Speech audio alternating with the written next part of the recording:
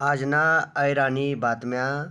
शेतकरी कामगार पक्षना 78वा मेळावा पनवेल शहरमा आयोजित व्हाव शे.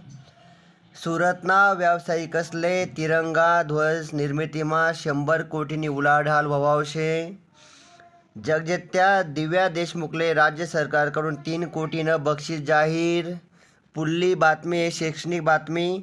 मुक्त विद्यापीठना BSc data science BCA MCA ना अभ्यासक्रमले प्रवेश लेवानी शेवटली तारीख 13 ऑगस्ट से.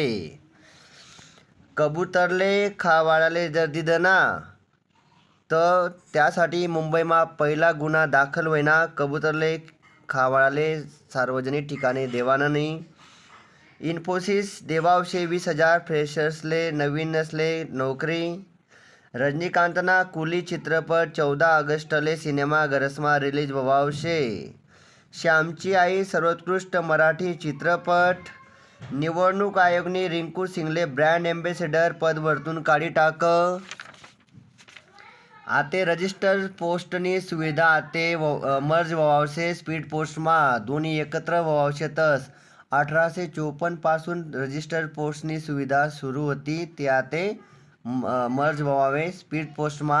म्हणजे स्पीड पोस्टमा जावानंतर त्याने थोडीशी ती महाग होई पण लवकर आपले पार्सल किंवा कोणती गोष्ट भेटी. नवीन आता एक निर्णय येले. कबूतरसले सार्वजनिक ठिकाणी दाना टाकाले कोर्टने रोक लायल शे. मसुरी जाणारा पर्यटकसले 1 ऑगस्टपासून नाव नोंदणी करणं गरज नसे. AI मुळे 40 क्षेत्रात नोकऱ्या धोकामा येल शेतस मायक्रोसॉफ्टना अहवाल. नागपूरमा रोबोटिक AI आधारित सर्जरी संपन्न. 6व्या राज्य वित्त आयोग अध्यक्षपदी डॉक्टर नितीन करेर यासनी निवड.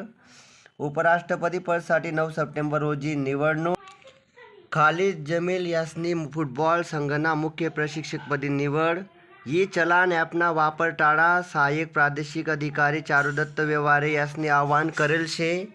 डिसेंबरमा महान फुटबॉलर मेस्सी भारत दौरावर येवाव शे. अमरनाथ यात्रामा 4 लाख भाविकसनी लिधं दर्शन. आणि आजनी सर्वात महत्त्वानी बातमी लाडकी बहीण योजनाना हप्ता रक्षाबंधनपर्यंत येवाव शे सर्वांसना अकाउंटमा. धन्यवाद बातम्या ऐका त्याबद्दल थँक्यू.